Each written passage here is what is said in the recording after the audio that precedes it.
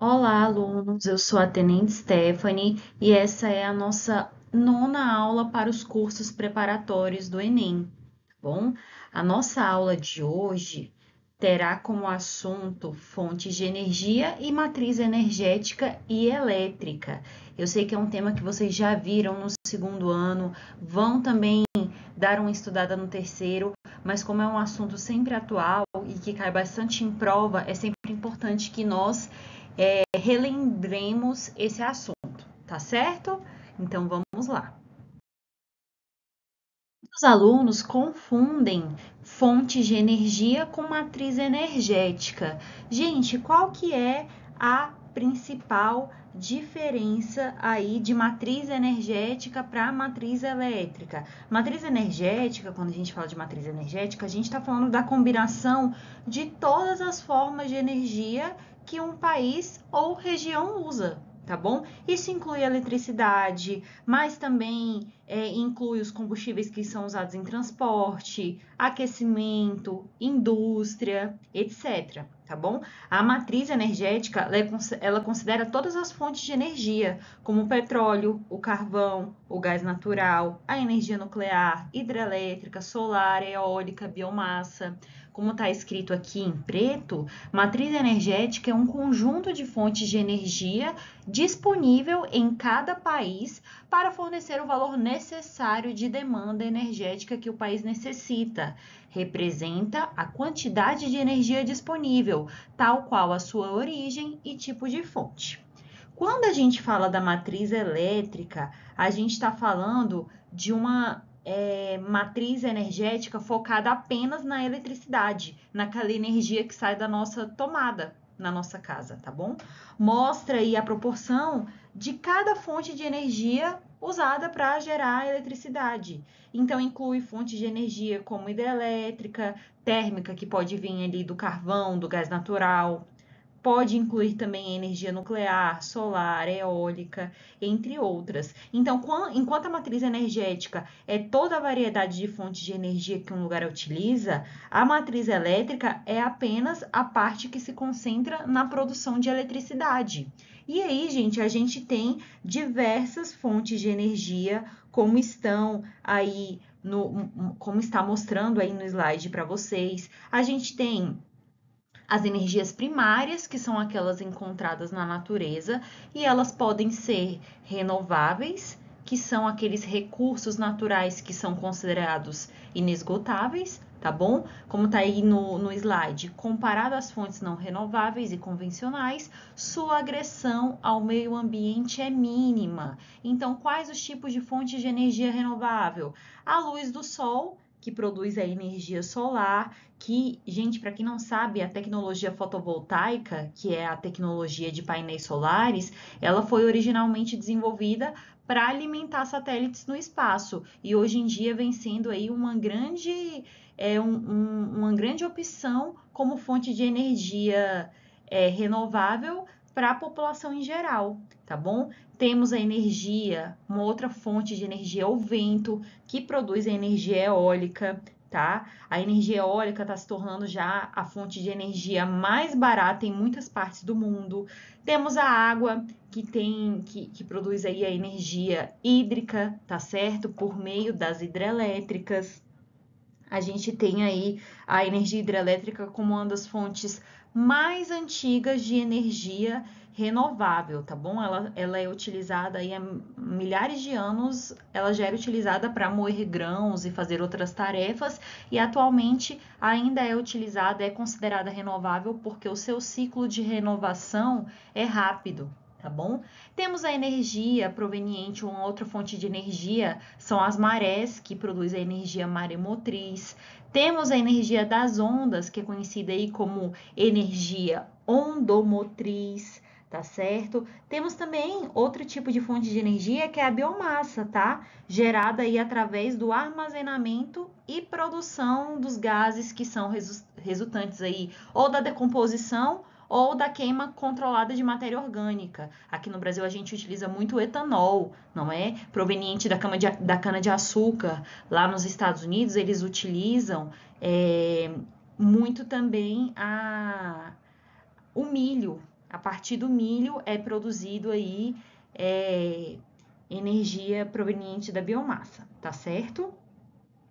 E aí, gente, temos as energias não renováveis, que são fontes com tendência aí a acabar conforme o decorrer do tempo. São recursos naturais que não se renovam e que são esgotáveis. Por exemplo, os combustíveis fósseis, como o petróleo, o carvão mineral, tá?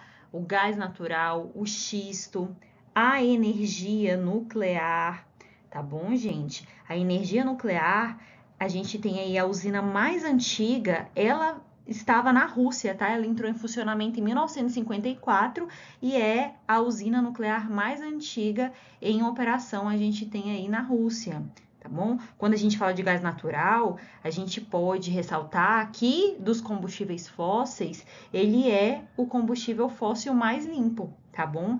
Mas ainda contribui para as emissões de gases de efeito estufa.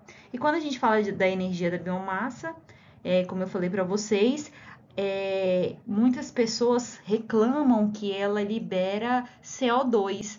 Porém, no processo de cultivo ali das plantas, na teoria, né, as plantas que crescem antes da gente fazer aí a energia da biomassa, as plantas que crescem, elas absorvem tanto CO2 quanto o CO2 que é liberado depois na queimada dessa fonte de energia. Então, dizem que a biomassa é uma energia neutra em carbono, na teoria, porque enquanto as plantas cresciam, elas absorveram CO2, então na queimada, o CO2 emitido ali foi neutralizado antes, tá certo? Então, na teoria, no processo de crescimento, aquele CO2 ali já vai ser absorvido, ok?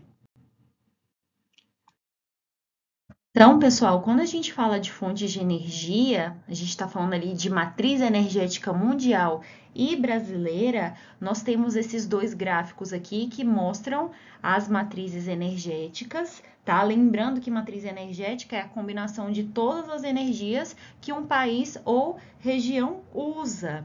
À esquerda, nós podemos ver que a matriz energética mundial ela é composta principalmente por combustíveis fósseis. Em primeiro lugar, aí a gente tem o petróleo e seus derivados. Em segundo, o carvão mineral. E em terceiro, o gás natural. Seguem aí depois as energias renováveis, como a hidrelétrica, a eólica, a solar, a biomassa, tá bom? A gente percebe que a participação das energias renováveis ela está aumentando, mas ainda representa uma parte menor em comparação com os combustíveis fósseis, tá bom?